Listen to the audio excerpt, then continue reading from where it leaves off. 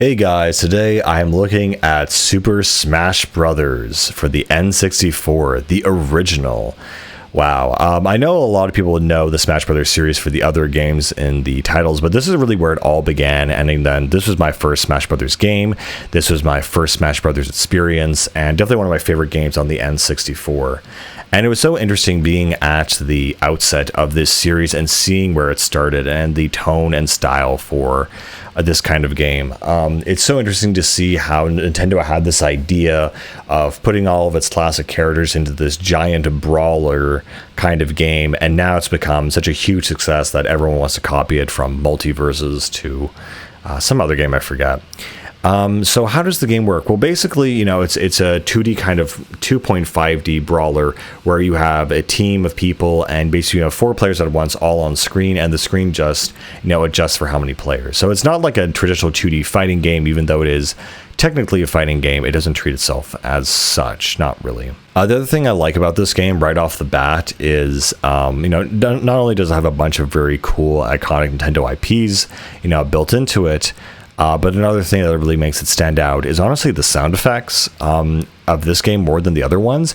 They just sound so brutal and so painful, especially things like the ray gun in this game, the bumper when you hit someone as Mario. Like, it is absolutely, like, legitimately brutal sounding how painful from an audio perspective these things sound when you land a smash attack on someone or something.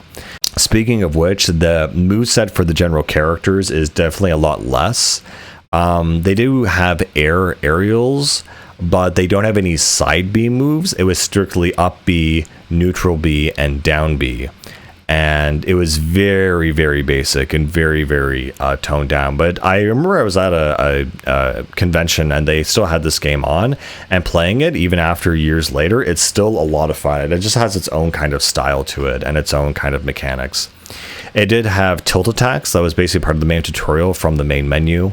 And I do have to say, part of the main menu and the intro to this game is incredibly soulful. Seeing all the different characters come alive from all their different universes and go into this giant brawl thing that Nintendo did as a cool experiment. I don't think they knew it would balloon to this gigantic phenomena where it's not just Nintendo characters, but in the entire compendium of different games that wanted to be into this gigantic tournament, essentially, and treating Super Smash Brothers as almost like this, in fighting games they have the tournament where everyone shows up.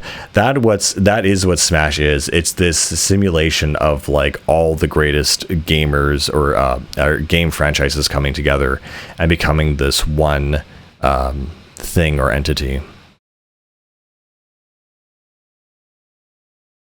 Another thing that Smash Brothers, the original, had that we didn't see really return, I think they still had it in Melee, but they had hit the targets, and so you'd have a series of levels, essentially, where you would, based on the specific character, they would have hit the targets and land on the platforms. And it would be these 2 modes where you'd have to, in a time limit, destroy either these targets in an environment, or you'd have to basically land on a series of platforms. And some of these are really hard, especially the one where you have to do Fox, and they basically relied on you doing the wave dash in certain places. It's very, very difficult.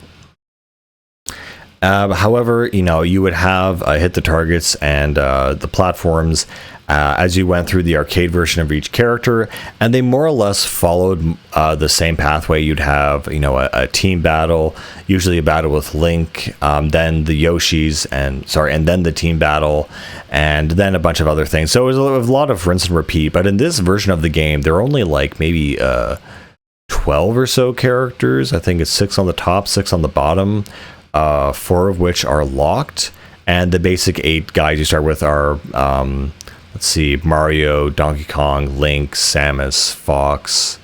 Not Ness.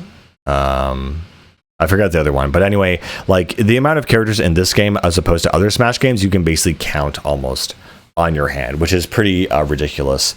This was also the first game to introduce locked characters, so you had these silhouettes on the sides of the screen, and what's really cool is it actually showed them in the intro just before the logo pops up, but it showed them only as silhouettes, and only once you've unlocked them would they fill in that cutscene, which I thought was super, super cool. Oh yeah, of course, Pikachu. So yeah, the lockable characters are basically Luigi, Captain Falcon, Ness, and Jigglypuff, I believe. And so they're kind of these other characters from the alt versions of their franchises. And Ness, I think, was the hardest one to unlock and the last one you get. And yeah.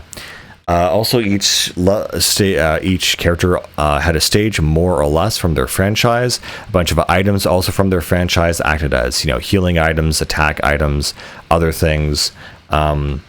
Again, the basics of Smash, you have your A button, which does your physical attacks. If you hold and tilt it, it'll do a different, movement, depending on the air and whatnot. Your B attacks do your special attacks. So depending, again, if you're standing still, up and down, it'll do a different special thing. For Link, for example, that'd be his boomerang, his bomb, and his spin attack. And aside from that, you could also taunt, use your shield, and if you use your shield while you press A, you were able to grab people and throw them in a certain direction. The one funny thing, I think, this was developed by HAL Laboratories, I believe, which is the same people who made the Kirby games. And so I think they made the comment, or Sakurai made the comment, that his one regret is making sure that every time Kirby is able to pick up a character, he's actually able to absorb their power. I use a version of it, but then he also gets a hat of that character. And he said that was a really painful thing going forward, because the amount of characters that they added to Smash, they had to modify Kirby every single time they wanted to add someone, which was incredibly aggravating. I find that very funny. And you can tell this kind of 2D style of game is very similar to what you'd expect from a Kirby game. And of course, there's Yoshi. And Yoshi was one of the weird ones because his jump attack basically was this... or his jump motion is that he had an up B that really didn't give him a lot of height, but his jumps were just very, very large and allowed him to go across long distances. But yeah, a lot of these characters, I mean, Luigi is kind of a copy of Mario, so he's not really, differentiated in this game. He's more or less treated as an Echo Fighter. Again, Ness has a very cool moveset in this game, mainly because if you've ever actually played Earthbound, a lot of the moves that Ness is using, he doesn't actually have in the game, like PK Fire, PK Freeze, PK Lightning. Those are all the moves of the other characters in the game, which I find very interesting. Captain Falcon as well is totally just on the spot inspired because, it's a racing game. There's absolutely no precedent for what his moveset would be. So it's, again, a very highly creative time for Nintendo in this time frame.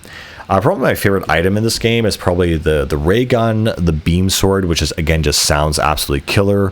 Or probably, oh my god, the fan. I miss the fan. It was such a fun weapon in this game. And I don't think it actually returned somewhat. But I just remember the fan being absolutely my favorite thing to use because it just sounded so stupid and so cool. And again, I love the Pokeballs in this game as well because they were...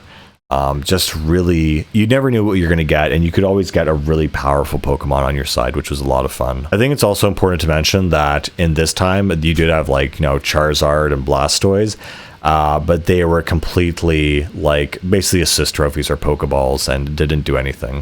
They weren't playable at all. And it's just so amazing to see the legacy of this game and where it started and where it went. And just, oh man, I mean, they established things like, intro animations, taunts, there's so many of the concepts that would come into becoming the real next Smash that everyone knew and loved are just in here. And it's so interesting to play it and see how it made me realize this. They're one of the levels here in the opening. They brought back a lot of old levels for Smash Ultimate, including the Mario stage. But I really just realized Brinstar, I think, this version of Brinstar was never, they have the Melee version, but they don't have the N64 version. And actually, I think the Melee version is more or less similar to this. It was just updated slightly. And so basically for each character, they have a little campaign you go through, and you basically go through the same battles, and it always ends in the same way with Metal Mario as the final sub-boss, and then the Master Hand as the final boss. And again, this theme for Metal Mario, I love his theme in this game. It's called Metacrystal or something, and it's not from Mario 64 where he's from. You know, he's just this really weird, ominous metal version of Mario. And it's funny that in Melee, they actually have a metal pickup, so you can become metal yourself. You just become heavier and do more damage, and you can't be launched as hard. But here in this game, he feels like a very distinct foe. He's a super abstract, you know, thing or whatever. And he's just, the metal version is just really super, super cool and really nifty and a really neat thing to fight. And it's really hard because you basically have to get him off the stage. But because he's so heavy, you need to do a ton of damage to him until you can finally launch him, which is, again, really cool. Yeah, I've never heard this song used in any other like game scenario or whatever Mario game, and I absolutely love Metacrystal. It sounds so cool. And of course, Master Hand is shown in the intro, and the whole kind of meta universe of the Smash Brothers world is that all these characters are essentially toys that are brought to life by the hands of the player. And so the Master Hand kind of puts them all in order and brings them to life and gets them to fight each other. And so basically he's the final boss. If you can beat the hand, then you beat the game. And so I forget there's different kinds of qualifications for like the different characters you need to assign or whatever, or how you unlock them rather. And it's really interesting that you know, in traditional Smash Brothers fashion, the way this introduces characters is that you don't just unlock the character. What you really unlock is the opportunity to fight them. And then if you beat them in a final battle, then you actually unlock them. So if you miss your chance, you have to like do the same objective again, which is very frustrating. I also forgot the Fighting Polygon or Porygon team ends up in this game, first game, where you just like fight different versions of, you know, the characters, these kind of beta, you know, test versions of the things, and they're super weak, super easy to kill, but if they hit you, they can do a lot of damage. And this would return in Melee, and I think that was the only other one. But yeah, I love the structure of this very short campaign, and what was really fun about this game is, of course, you know, getting and unlocking all the characters, all the stages, all the other things, so that you could, you know, basically fight with your friends and say, oh, have you unlocked so-and-so? Have you done this yet? And really, this was designed as a multiplayer game, but a single-player game is also extremely important and interesting. I still remember unlocking Nass and being like, who the hell is this guy? I remember unlocking Captain Falcon and be like, I don't know who this guy is, but his Captain Falcon punch is amazing. You know, stuff like that. Really funny, cool stuff. And again, this is a love letter from Nintendo to Nintendo, and just how they, you know, created this wonderful, amazing masterpiece of a game. And again, definitely the other Smash games are definitely better than this one, but it still holds its own, I would say, against them. It's still, you know, kind of their genesis. And again, the sound design, I just absolutely adore it in this game. It's funny, the one last story I have about this game is I think we got this game for Christmas. My brother was playing with me, and it was, I think, the second time I beat him on Brinstar, and he was Samus and I was Link or something. And because I beat him twice in a row, he like lost it and threw his like brand new N64 controller on the ground and smashed it, and basically it stopped working after that. And from that point on, we learned a very valuable lesson about our electronic toys.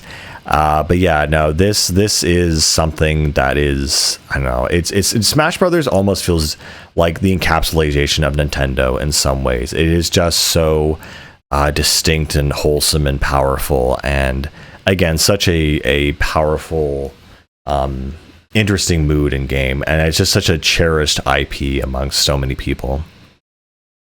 Of course, this game also introduced team battles, alternate, you know, colored skins, not alternate costumes, but at least you had skins, and also the idea of this kind of little world and this little campaign as long as the multiplayer. And, you know, this game would go on to become Smash Brothers Melee later on in the GameCube era, and it would be an absolute phenomenon. People still play Melee to this day, but this is where it really began, and it's again a cherished memory of mine and a wonderful, wonderful game. Anyway, I think that's good for now. I'll see you guys later. Bye.